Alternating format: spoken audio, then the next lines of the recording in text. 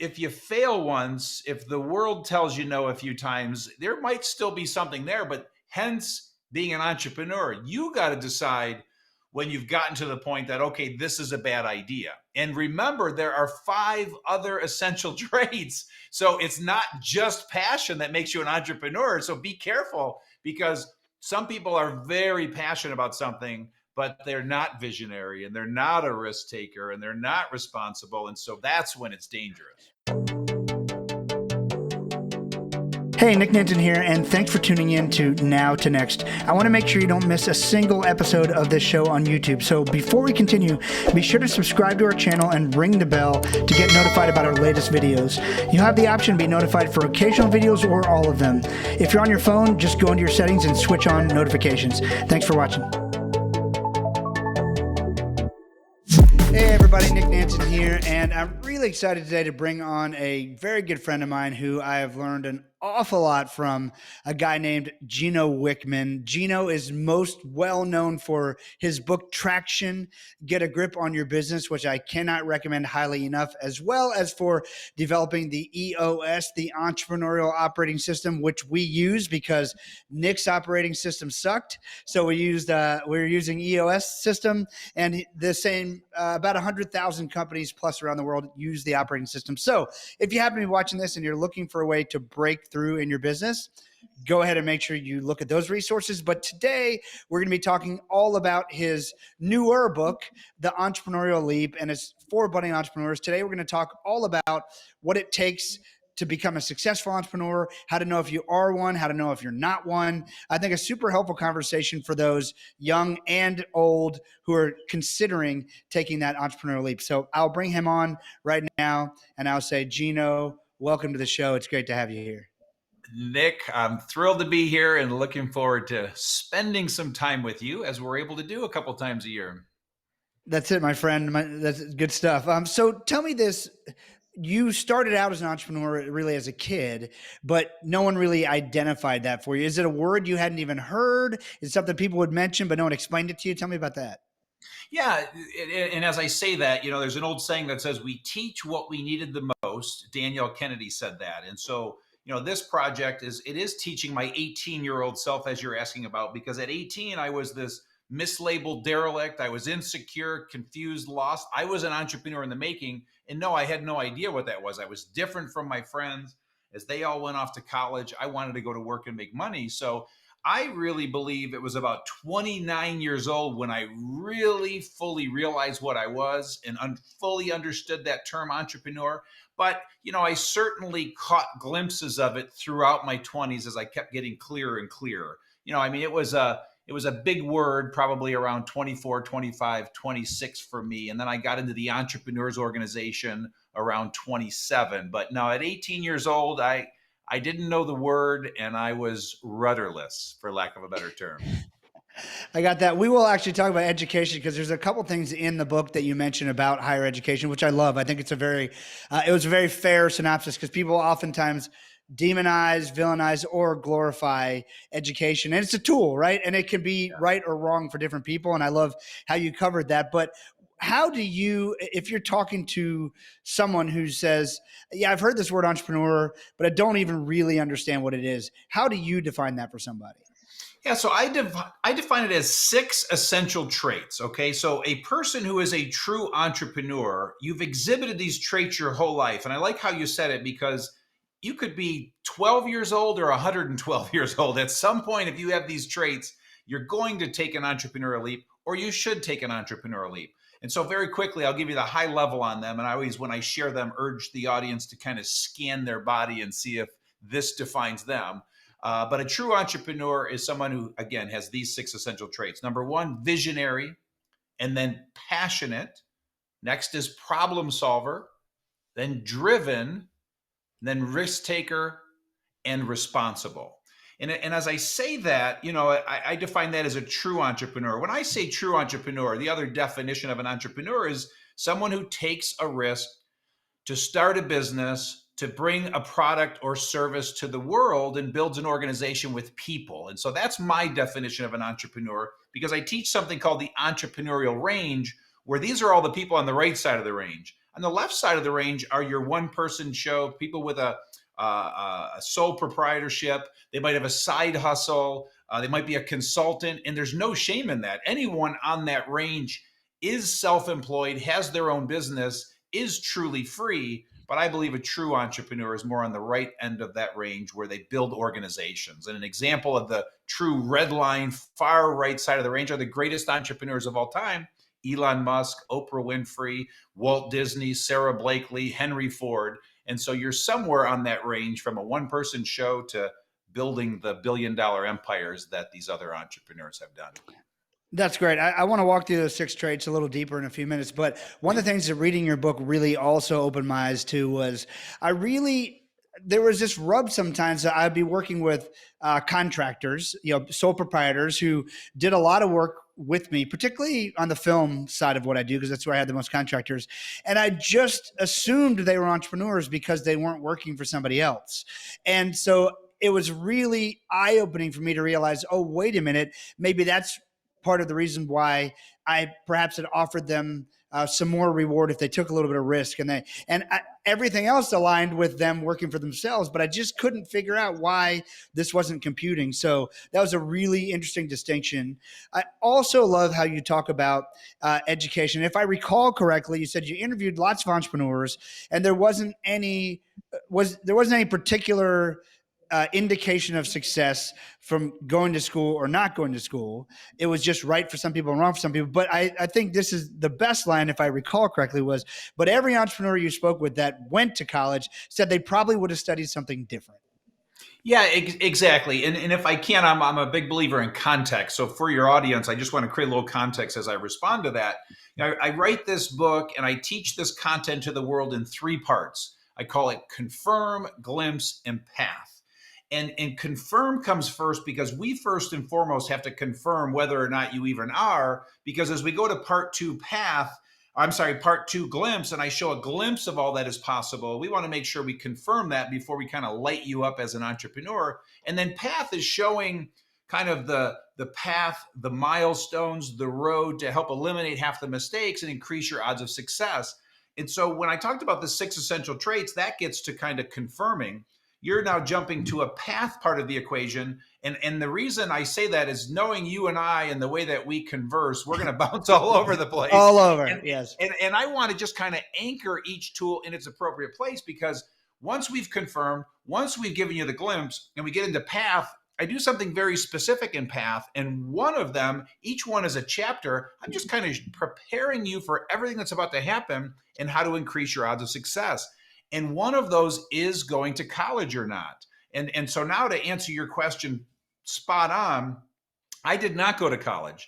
And I knew it wasn't right for me. I could not wait to get out of academia. I have these traits. I have OCD, ADHD. In other words, I just wanted to go make money. And I was tainted all through my 20s and 30s because the entrepreneurs that I would work with and I would help, I would ask the same question. And I would say, because almost every single one of them were college graduates and many, many were MBAs. And I would ask them, is there anything you're using from your degree as an entrepreneur? And literally 100% of them said no. And so I was biased immediately after 20 years of hearing that. And I'm thinking, why on earth would an entrepreneur ever go to college when you know that, when you know that answer? But what I started doing for then the next 10 years is asking a follow-up question. And I would ask, if you knew everything you know now, would you go back to college? And they all said yes. And so that surprised me. And that's what forced me to do this research that is a full chapter in this book. And so I dug into that. But what was powerful is what they said, and the reason they would go back to college is 2 benefits. Number 1 was the relationships, the network they built that has served them well as an entrepreneur. And then number 2, it was a great practice ground. And so they sold t-shirts and candy and ideas, and one started a DJ company. And so it was those 2 things. So it was not about the education, it was about the interaction with the people. And so long story short, I present all the facts. And one of those facts is that 46% of all business owners don't have a degree. And so it's about 50-50. And so the conclusion is it's a choice you make.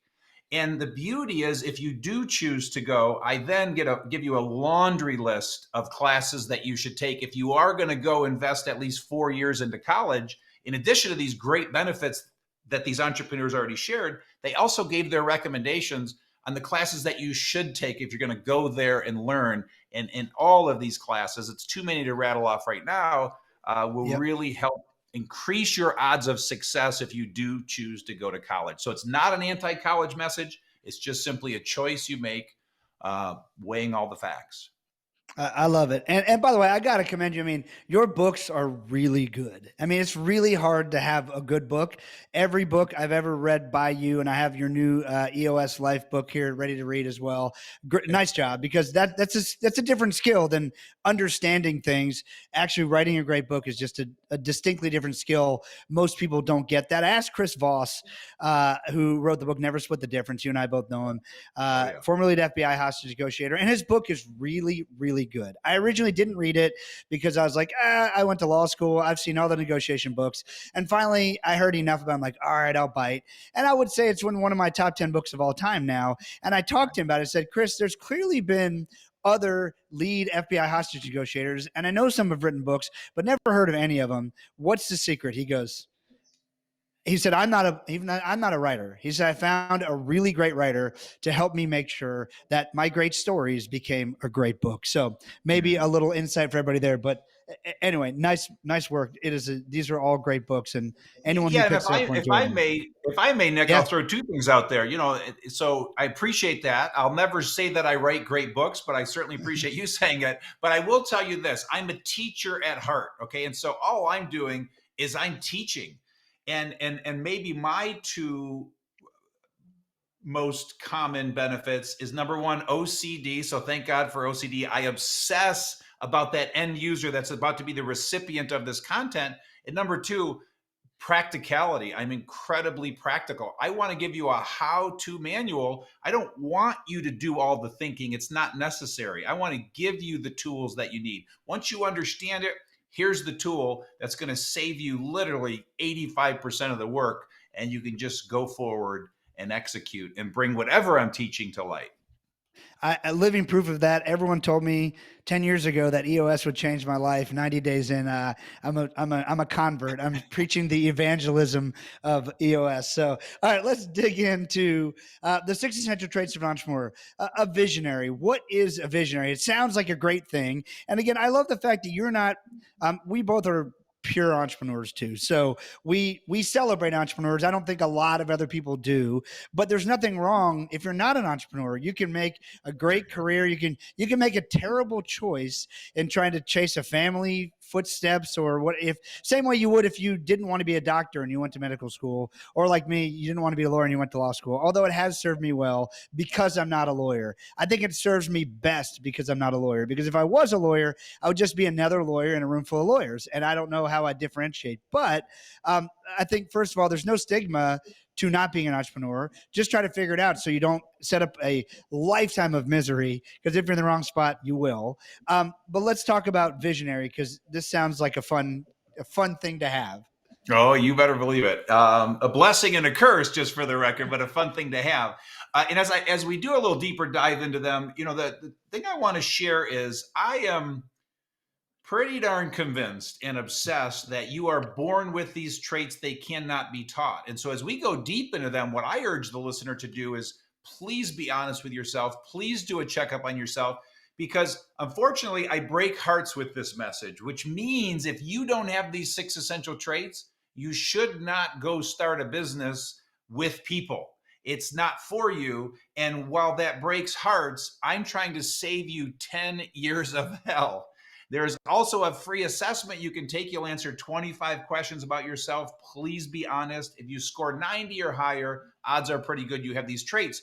But as we go deep into these, I just urge you out there to just do a checkup on yourself, because rule of thumb, you've been exhibiting these your whole life. And so visionary means that you simply have a lot of ideas and you're able to connect the dots. So you just have this way of putting things together. You see the world a bit different than others do. You kind of have this sixth sense, and you're able to almost see around corners. In other words, you have this ability to kind of see things coming. But I always like to summarize it as you just have a lot of ideas. And it's not revolutionary ideas to put somebody on Mars or populate Mars. I mean, sometimes it's as simple as um, just a simple little product improvement on something that already exists. So it doesn't have to be revolutionary, but your brain is just kind of always turning. The gears are always turning.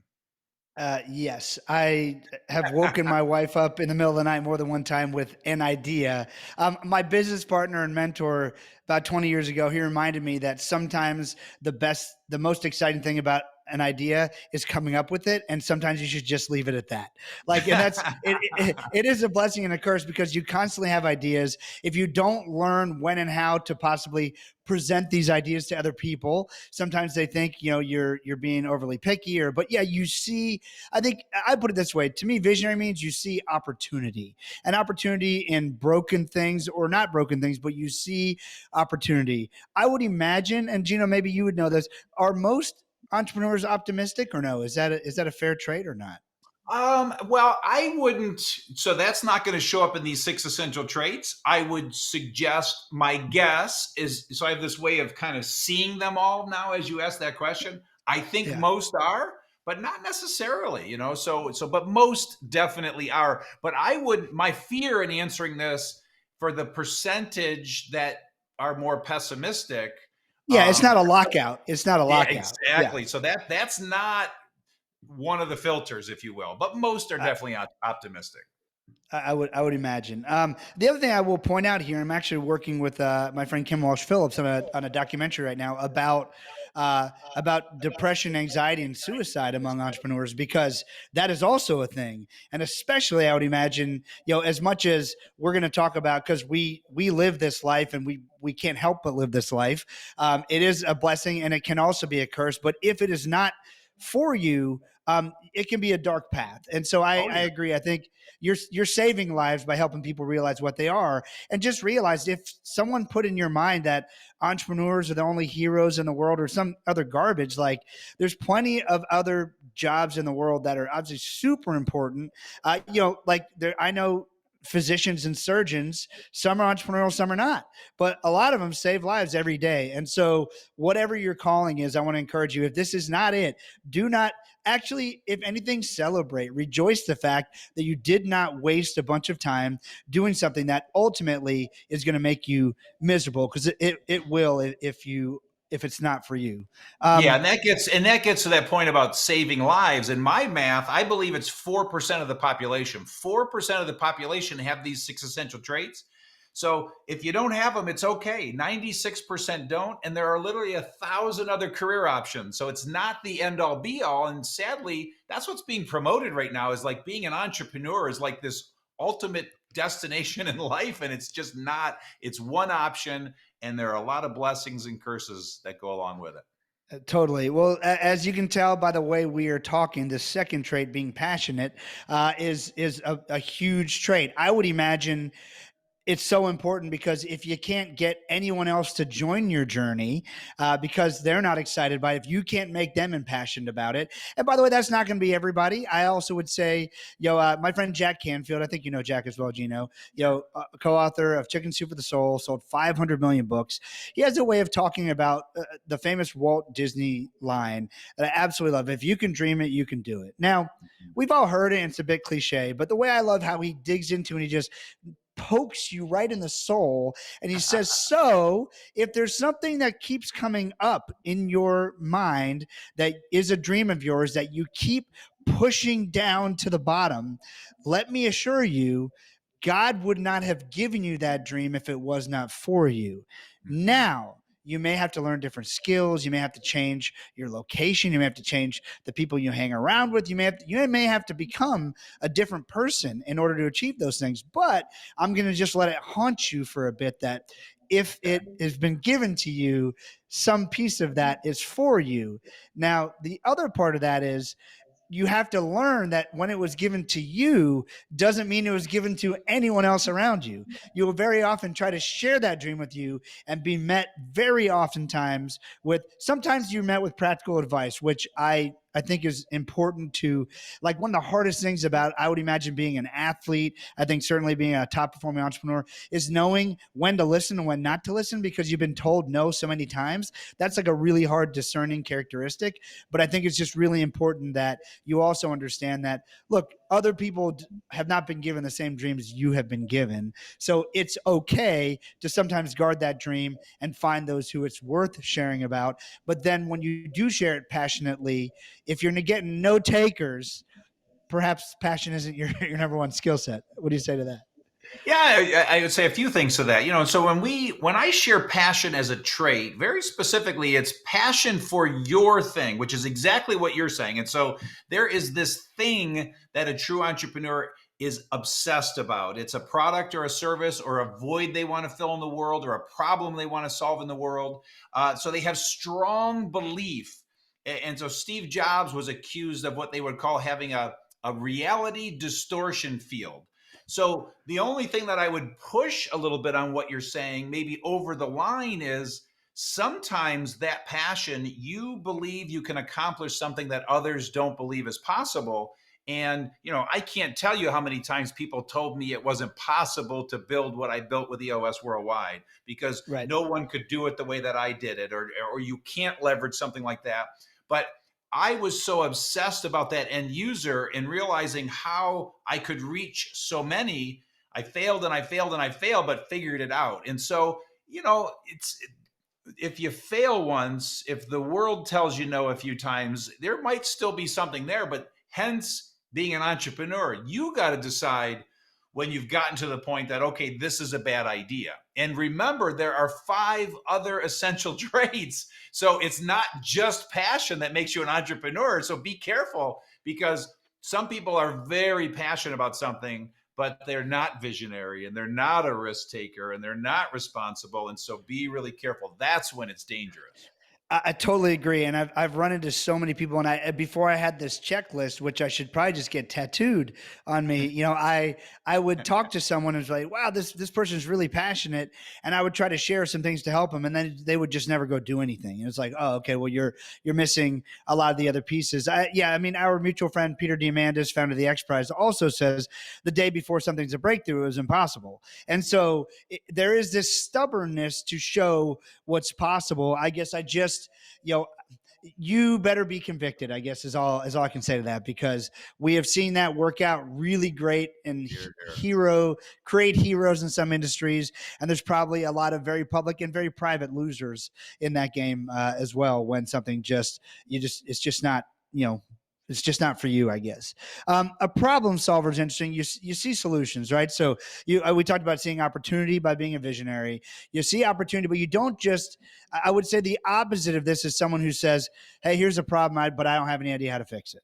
This is like, "Hey, I see an opportunity here, and what if we tried this?" How do you define that for those Yeah. seeking? Yeah, a few words, but then I want to try and really put it in a nutshell on this one, because this, like you said, you're a creative problem solver. When there's a setback, you lean into it. And this is where that optimism shows up. But you see solutions where others see problems. But the litmus test is this: when you're faced with a problem, do you light up, lean in, get excited? Literally, your energy goes up when faced with a problem, or does all of the energy go out of you? Because that's the telltale sign. So somebody with this trait, remember, you're born with it. It's DNA, it's genetic. Your whole life, you've just had this ability to lean into these problems and creatively solve them. Again, you just have a wiring and a genetic encoding that gets you excited about solving problems.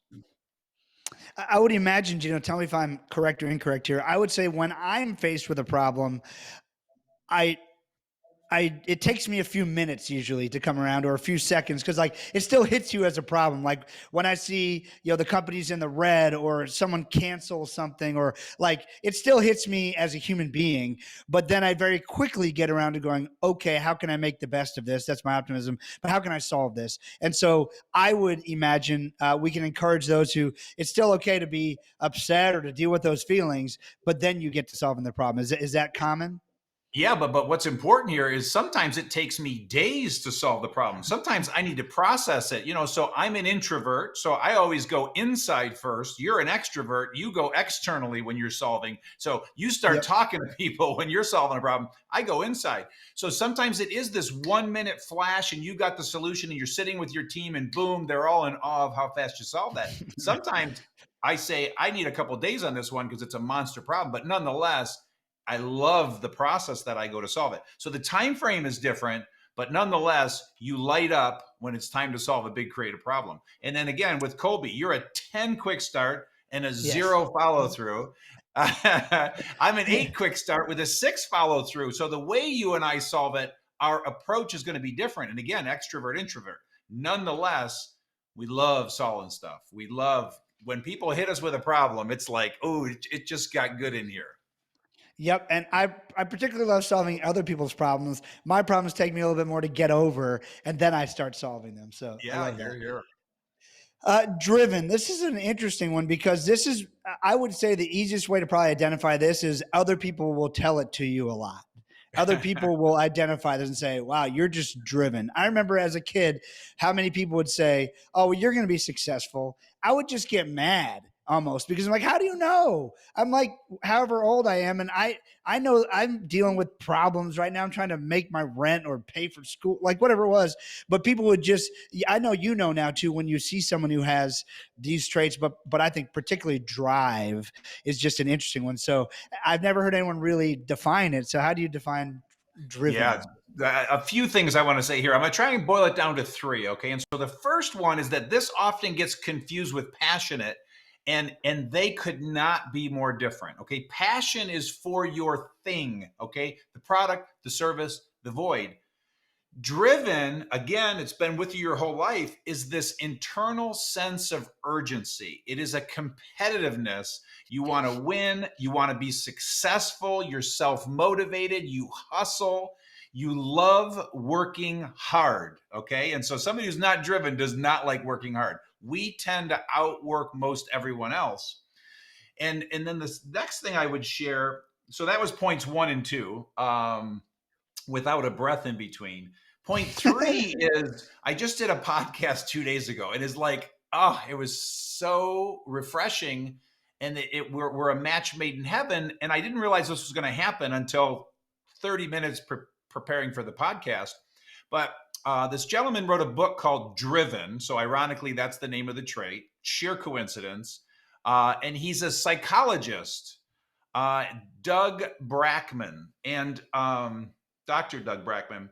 But what I loved about it is how he goes into great detail, however long that book is, 100 or 200 pages, as to how it's genetic, it's DNA, you are born with this. So, what's important to hear here with all of those words you and I just used to describe this, and hopefully it's crystal clear now, for someone to think, and I'm going to be really crude, after being a lazy ass your whole life, that tomorrow there's a way for you to figure out how to be driven, it ain't going to happen. And I'm not trying to be mean. Again, I'm trying to save lives here. So if you just simply look back, that's why that questionnaire is so powerful. You're just asking questions, answering questions about yourself from the last decade, 2 decades, 3 decades of your life. So just look back. Have you been competitive? Have you been hardworking? Have you had this intensity and this urgency in you your whole life? And if so, you're driven. Because here's the point. And I wanted to use that extreme comment about being a lazy ass. I could have said it nicer. But the point he makes in the book is how, listen, being driven has as many downsides as not being driven. So listen, I don't know what's better. I wish I knew what contentment felt like. Okay. So it's not good, bad, or right or wrong. So we're not coming up with this list of who's the greatest people in the world. It's just these crazy traits of these screwed up entrepreneurs that we are. And so hopefully that third point came through very clear. I absolutely love it. Yes. The urgency I have is a 10 quick start. I never understood why, when we talked about something in school or my friends or my parents, and I said, all right, well, let's go do it. And I started walking out the door and I'm the only one. Like, if I'm going to do it, like, we're just going to go do it right now, or it's just not going to get done, which is the follow through. Um, the other thing I was talking about, actually, Chris Voss and his son, Brandon Voss, about is, the I always found that this is personal experience. Again, I'm interested in your feedback. I was always willing to work hard once I realized something was possible and I wasn't just working hard for no good reason. So, like, if I'm really terrible at, like, all right, I'm never going to be an amazing basketball player. I don't have the height, I don't have the size, I don't have that, and I could bust my butt and I'm never going to make the Olympic team. I'm just not going to, right? And one of the things I find is really interesting for kids, and I find it as I'm raising my kids, is that there's this there's this period of, you have to let your kids struggle just enough to realize that on the other side of struggle is joy and success. But, like, how do you set appropriate levels of struggle at different points so that they realize, like, now I run 5 miles every day pretty much. Even when I was training tennis 5 hours a day in high school, I was trying to go to the Olympics for Barbados. And it was like, that was my goal. And, like, if my coach made me run 1 mile, I thought this was like the most hedonistic person in the world. Like, how could you possibly think any human being could run 5,280 feet in one go? And now that I run every day, I get sort of this adrenaline from it and I feel great. And I lift and do other things too, but the run, like, clears my mind. I listen to audiobooks at 2 speed. It's great. And I just go, but, like, I had to get through that struggle in order to find the joy on the other side of it. Any advice for how to, I mean, that's just a tough one for people to learn. Well, but I don't know that I hear the question in there. So Well, great how would you riff. teach, like, Yeah. for a kid, or for someone, like, as you're trying to teach a young person, um like what grit is? They could be driven, but, like, what grit is, in order that there is failure before you're going to find that joy. Do you think that's just innately born too? But I've seen some parents, like, sort of throw their kid in the water, and if they don't swim, that's it, and it sort of ruins the kid's drive to learn to swim. I feel like you could do that in business and in sports and other things too, if you don't set, like, appropriate boundaries for that amount of effort required before you can experience success on the other side of it. Yeah. So here's how I would answer that. Because, I don't hold myself out to be an expert on that question, but I want to share a thought that maybe indirectly answers it. Because, it's people will ask, okay, so if I don't have all six essential traits, then what should I do? And that's not my expertise. I'm not a career coach. I don't know those other jobs. I wouldn't function in a real job. And so, with all due love and respect, I'm not real smart when it comes to all that other stuff. But man, when it comes to entrepreneurship, apparently I'm pretty smart. Okay. But that's my thing. That's what I've obsessed about for 3 decades. So I don't think I can speak to that with intelligence, but I do believe this, and after having these conversations for so long, it's like, I'm going to give an analogy and then hopefully this will indirectly answer it. It's like the doctor parents that raise their entrepreneurial kid and force them to go to college and force them to become a doctor, and that kid is miserable. And we could do engineer, we could do a attorney, whatever it is, but the parents are forcing the kid down a path. Or the entrepreneurial parents that are forcing their engineer kid down an entrepreneurial path. Go start a business. Here's 100. Don't go to college. I'll give you 100 grand. Go start a business. That's dangerous. So every kid is different, is my point. And so that's why I think if you're going to translate it to sports, that's why when the parent that puts their kid through the grinder, that has the genetic encoding to go through a grinder, comes out of that grinder with the Heisman Trophy. But the kid that doesn't needs therapy, and the parents were abusive, and all the other parents form a whatever to lynch the parent. In other words, you can't win, but every kid's different. And so, that's why in the perfect world, if there was an education system that scanned the kid's body to know their exact genetic encoding, then there is a perfect path. And so I don't think there is one formula for a kid to all of a sudden give a kid grit and drive and all that wonderful stuff, because I do believe that was inherent in that kid. And if you knew that, then put the kid through the grinder, I would have flourished through the grinder. There are other kids and siblings that would not flourish. So again, I'm not an expert on that, but that's Now, my observation and strong opinion. that's what these conversations are for. We're just testing ideas here at the end of the day. So no, I love it, and I think that that is such an important thing. It's interesting until you said it that way. I hadn't processed this thought, but obviously you and I are both in groups with, in different types of groups with very strong entrepreneurs. They're literally groups created for entrepreneurs. And so I've always cringed when I heard people telling me like all these entrepreneurial things they were doing with their kid. And I was sort of like, am I not being a good parent because I'm not doing all these entrepreneurial things with my kids? And it's like, it's so great to hear you say that, because I think I got 3 kids. Maybe one of them, and that would be high percentage wise, by the way. Maybe one of them is entrepreneurial. We'll see. I'm not opposed. I'll help them build a business. I'll help them do whatever they want to do. But I've always felt like, I love how you said it's like it's irresponsible in a lot of ways to just think, oh, these are the absolute ways I'm going to teach my kid to be an entrepreneur. Because even if I have that encoding, even if my wife had that encoding, which I don't think she does, and so even if we both did, it's still not a given that our kids are going to, especially more than one, might have it. And so that's really good advice to not force it, even Yeah, amongst your kid. and if I can just add one more thing, another real world example. And so, my 2 brothers, are not entrepreneurs. My dad was an amazing entrepreneur, and I'm an entrepreneur. So, he put me through the grinder and I flourished, and he and I were like twins. It's like heaven when we're together in business. And so my 2 brothers can't fully relate to that, but they're just fine. And then my kids, neither is an entrepreneur. And so the point there is it's just dangerous. And so if I forced both of my kids to go start businesses because it's so cool living this entrepreneurial life I live, so it's everybody's different. And for me, it works with my entrepreneurial father. For my kids, it probably wouldn't work and it'd be dangerous. Totally agree. I had to learn a thing pretty humbly with my kids coming of age in different ages that, I've always thought, well, I've always done a good job trying to be grounded, help them be grounded. But like one of the first things came up when my 16-year-old, it was time to start driving, and he turned 16. And so I had always said, I'm not buying my kid a car. They're not born deserving a car. That's not just something you just magically get when you turn 16. And I had to pay for my car. And so we're going to learn this lesson, all these things.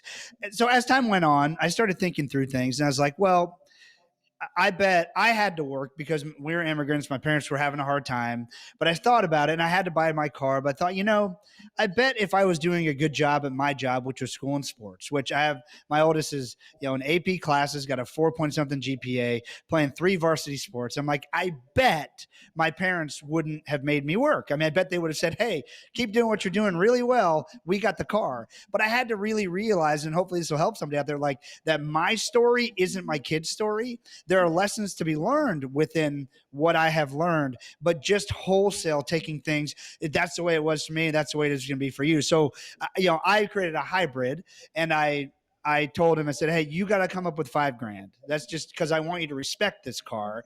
And of course, his grandparents and family gave him about half of that for his birthday. So that moved my timeline up 6 months, which didn't make me happy, but that's what that is.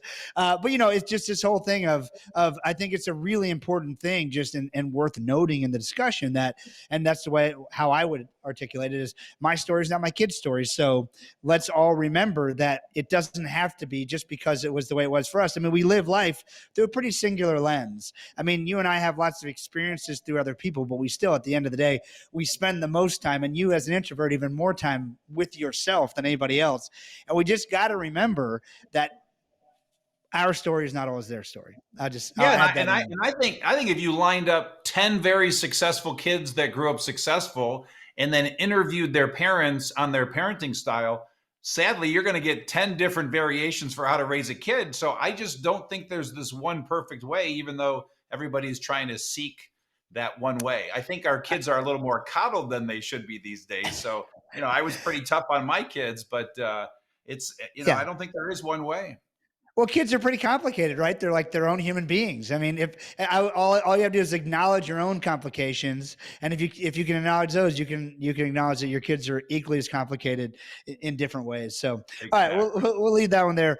Risk taker. This is one that gets a lot of celebration in certain places. This gets a lot of celebration.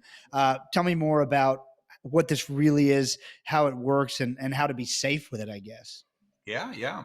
So, this is, I'll say a few things here. First of all, again, you're looking at your past history and your actions. And this is where you have a habit of when it comes time to make a tough decision, you don't freeze. You don't get caught up in analysis paralysis. You make the tough decision, you go forward. And so you've demonstrated that. You're rebellious. You're willing to fail. You don't want to fail, but failure is part of the equation. You tend to beg for forgiveness instead of ask for permission. And another way to describe this, because this one is sometimes misunderstood, because people think if I start a business, I'm a risk taker, as if that's like the biggest risk you take, when that's not the point at all. Like I say, I'm trying to save you 10 years of hell if you don't have these traits. It's not starting your business. It's the 1,000 brutally difficult decisions you're going to make over the next 10 years that will potentially put you out of business is that what makes you a risk taker. And so if you can't make one really tough decision, get ready. I mean, you're going to make 6 decisions a day, and 2 a week are going to be brutally difficult. And you got to be able to make that decision and go. And sometimes it's spending 50 grand on marketing when you've got 60 grand in your account. You're literally risk. Sometimes it's firing your best, most productive salesperson because of something they culturally did wrong, which could potentially put you out of it. So that's the risk taking of being an entrepreneur. It's not, I started my business. And then to your point about, how do you, I can't remember the exact word you used, but make it safer. I don't know that you can, but you do need to know where you are on that risk gauge, because again, going back to that entrepreneurial range, an Elon Musk, a Walt Disney, an Oprah Winfrey, a Sarah Blakely, they redline risk taker. They take big risks. I mean, we've got this real life example in Elon Musk. I mean, holy cow, the risk this guy takes, it's so impressive. They're calculated risks at the end of the day, but nonetheless, they're risks. So you've got to decide, because you may need to save up 50 grand before you take your entrepreneurial leap because you want something of a cushion, and others will Right. just take the leap, and so we're all different from that standpoint. But I go back to the first thing I said and just look at your history. And when you're faced with a tough, scary decision, do you make the decision and go? And if you do, then odds are pretty good you have this risk taker gene/trait in you. Yeah, and you're gonna make bad decisions sometimes too. That's part of the whole deal. Like sometimes, Yeah, like wow, I really misjudged that. And there's you some got it. people who are really bad at judging risk. And as you say, there is no one right way to do this. I'm sure the way I make decisions would make a lot of people's stomachs turn, especially if you got like an engineer mindset. You want to see all the data. You like this life isn't for everybody. And just the same way as another entrepreneur, the way I make decisions or the way I take risks wouldn't be for everybody. It just would keep them up at night. Even though we could both be entrepreneurs, there's a lot of room for personality, I'll call it, within these traits. And as you said, sort of, left side, right side. Yeah, interesting way to look at that. This sixth one is, I love the way this is explained. You're responsible and you blame no one. The first chapter, and again, our friend Jack Canfield's book, The Success Principles, act as if you are responsible. Because some people say, I'm not responsible for everything. What if a drunk driver hits me? I get it, but act as if you're responsible. And I think there's no greater empowerment in the world. But a lot of people have problem taking responsibility for anything. You got that right. So what I would say on this is a few things here. First of all, as you said, you blame no one. And so I believe that you can divide the world into 2 people, the ones that take responsibility and the ones that don't. And I don't know the exact percentage, but again, we're getting you to look back at your life here. And when something goes wrong, what is your default? And a responsible person defaults to, this is my problem. I need to solve this. They lean into it. And someone who doesn't take responsibility blames everyone else. They did that to me. Look what they did to me. And they're always pointing out at others as opposed to looking in the mirror. And the reason I know that this is genetic and you're born with this and it's nature over nurture is look at a household with 4 kids, with multiple siblings. And all of you listening out there, you can think of your siblings. You can literally put them in one of 2 camps. And so, how is it possible in the same household, 4 kids, 2 of them take responsibility, 2 don't? Same parents, same upbringing, same household their whole life. How on earth could they raise 2 different types of kids? And so that tells you that it's truly genetic and you're born with this. But simply put, you lean into it and you take responsibility if it's your problem. And to your point about getting, in an accident, best way I've heard that one described is if a meteor hits your building. Okay, so I'm trying to think of the most extreme thing that you would take no responsibility for. But if a meteor hits your building, a responsible person says, that's my responsibility. That's my fault. I chose that building. I built that building there. This is my problem to solve. They don't default to what the rest do, and that is they suck their thumb and say, woe is me, and look what they did to me, and look what happened to me. You just solve it. It's your problem to solve. Solve it, own it. It's yours. So that's So, for what that's worth. so this is an interesting one. So now, do you believe there are certain? We're going to go back to children because at the end of the day, I'm trying to raise 3 successful ones. Do you believe that there's some people who can't take responsibility? Oh, 100%. That's the point I'm making. But watch this though. This is what's really important, Nick, is I'm not saying it's a good thing. Okay. And I share this right in the book. It is a psychological disorder to take too much responsibility. And it is also a psychological disorder to not take any responsibility. I wish I could recall what the disorder is called, but both of them are a disorder. So these traits, I'm not saying they're good, bad, right, or wrong. I'm just saying this is what an entrepreneur possesses. So again, we're not saying that this makes you great because taking all of this responsibility is a burden. It's a load. It wears on you. It takes years off your life, but that is just the default. So long answer to your question, but absolutely. So that the ones that don't take responsibility, it's also genetic in them as well. And I don't know which one's better because sometimes they look more peaceful than we do, but it just simply is what it is. Yeah, no, the reason I asked it so explicitly is because most of us, so obviously if there's disorders on both ends, everything is a spectrum, but there's a normal level. There's normal levels, litmus test in here somewhere. But it is just an interesting thought that most parents, particularly those born with this trait, it'd be one that is particularly hard to understand. Someone isn't born with this trait. And so, my point being, you probably can't beat more, over a certain level of responsibility. You can't just beat it into them, figuratively or literally. Agreed. And this is a little sinister, but now that you all know this out there, just start watching the people in life. Start watching your kids. Start watching your siblings.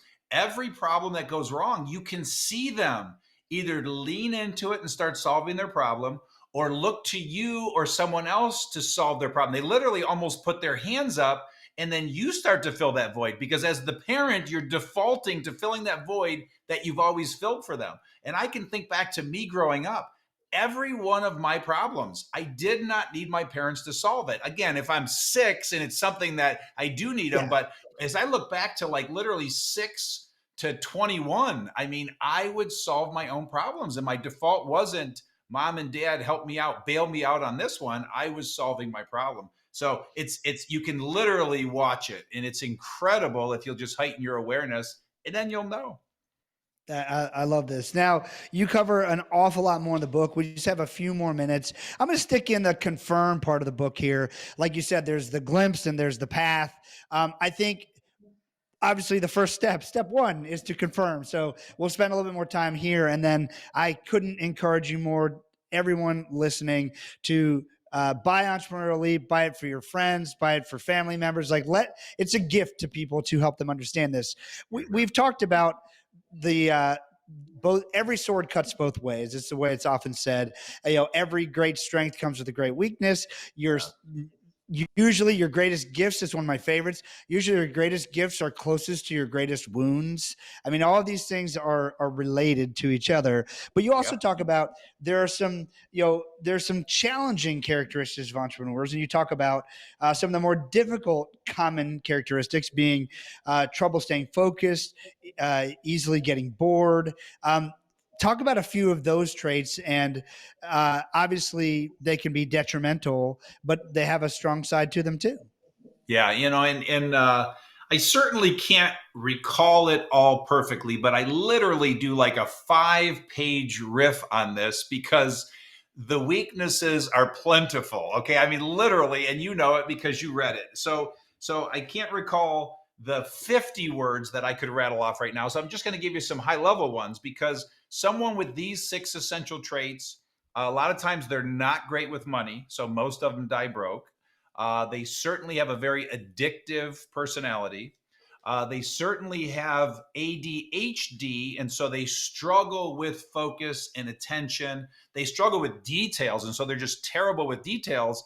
And so, left on their own in building their company, if they don't counterbalance themselves with strong managers that can handle the details, there's just this black, messy trail behind them that they leave. And so, there's a few high level ones, but I literally a little sinister too, but just enjoyed that 5-page riff because again, I'm trying to help that entrepreneur really understand and embrace their weaknesses and showcase their weaknesses. You know, like my lack of detail orientation in terms of paperwork and things like that. I overtly am proud to share that and have people around me that are great at just taking all of those details and running with it. So I don't want to turn these things into strengths. And I urge when you read that 5-page riff that you don't read them as these are weaknesses I need to turn into strengths. These are just, this is the support you need around you. If you're terrible with finance, then one of your first hires needs to be someone who's great with finance, or outsource it to a great accountant or virtual CFO or fractional CFO. But just support all of your weaknesses with talented people so you can keep yourself 100% in your sweet spot that are all of your strengths. Yeah. So, case in point, you said every entrepreneur that you interviewed that went to college said they didn't use what they learned in college. I am a finance major, so that'll tell you everything you need to know. And I don't use a single bit of that stuff in my business. Thank God for a CFO who's Here, amazing. here. Um, the I think that's a really interesting point that there are. And obviously, our mutual mentor Dan Sullivan talks a lot about what he calls unique ability, and it really look there are certain things in life that are hard that is good for you to get better at. Like, for instance, lifting weights. Like, you should put your body through some resistance. Yoga is really tough if you've never tried it. I got challenged to do 30 days of yoga, and I did it with my wife, and it kicked my butt. But like, there's certain things, like particularly for your health, there's certain things you should work at getting better at. However, there are a lot of vocational things, a lot of genetic things that we should just accept. And what I love, what you talk about being in a sweet spot, and Dan Sullivan called, unique ability. I love this idea of, hey, how about if we focus on our strengths and we have people around us who can help us with these things we're not great at. One of the biggest eye openers to me ever was that the things that I hate, there's actually someone who loves it. And like, it was just so hard for me to fathom, but you can actually give someone great joy in doing the things that you don't enjoy, because there literally is someone on earth who enjoys some part of it, even if it seems a bit like masochistic. Like, there's people who like, I got so much grit.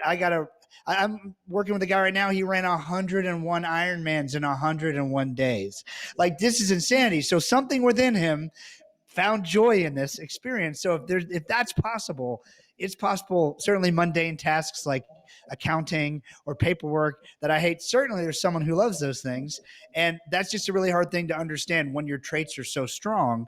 But I love the fact that we're starting to talk about, like, hey, why don't we focus on what we love doing and what we would never stop loving? I think that's an amazing way to live life, because we've all seen people burn out and all this. And burnout doesn't come from doing too much of what you love doing. Burnout comes from not simplifying it down into enough of the thing that you really love when you break it down into sort of micro skills. Like business certainly isn't a skill. Sales isn't even a skill. There's many micro skills, as James Altucher, my friend, would call it. And I think that's a really big realization. And of course, all of this is necessary. You said addictive personality, driven, all these things.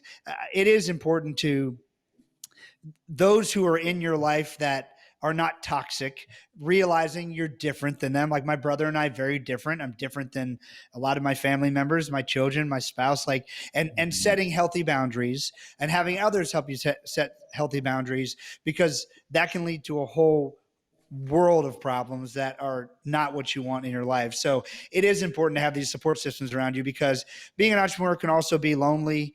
It can be scary. I mean, there are times, and I don't even work in the healthcare business, but there are healthcare entrepreneurs. There are times when mistakes can kill people, right? And a simple and an unintentional mistake. So support systems, which is what you really help people build in EOS, building support systems so you can operate in your sweet spot. I've riffed long enough about it, but I can't say how important it is. Anything you want to add to that? Yeah, what I would say to that is, let's go back to the 3 parts of the book: confirm, glimpse, path. So that was all about confirm.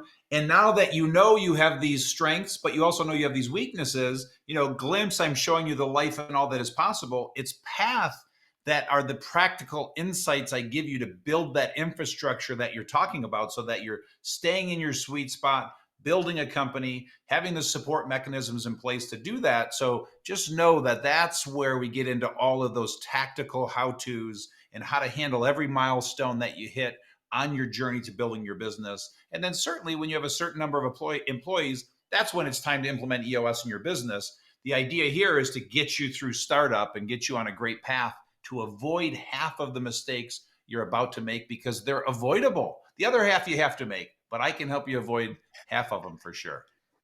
Absolutely. And those who are a little more strong-willed, they have to make a little more than half of them, but you can help people avoid them. Gino Wickman, author of the Entrepreneurial Leap. If you're already well into your entrepreneurial career, I could not recommend more the book Traction. There's a lot of wisdom to be had here. As you said, you obsess with how to make these things practical and how to teach, and you've done that very well. Check out all the books. Gino, thank you so much for joining me today on the show. My pleasure, Nick. Had a blast. All right, we'll see you guys next time on Now to Next with Nick Nanton. Take care.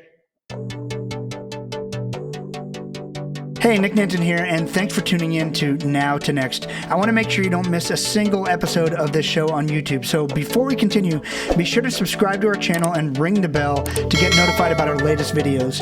You have the option to be notified for occasional videos or all of them.